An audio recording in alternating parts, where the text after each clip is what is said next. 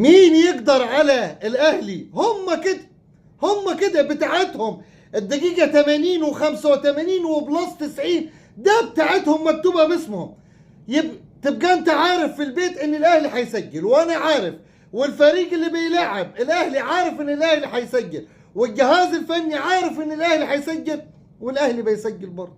بتاعتهم شقا بيشقوا يابا. ما بيطلعوش من الملعب خسرانين، ما بيطلعوش من الملعب خسرانين.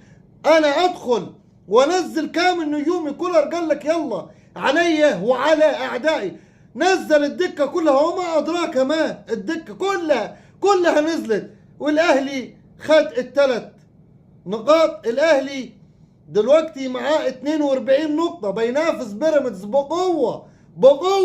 انا بقول لك من دلوقتي الدوري اهلاوي. مبروك لي كل جمهور النادي الاهلي.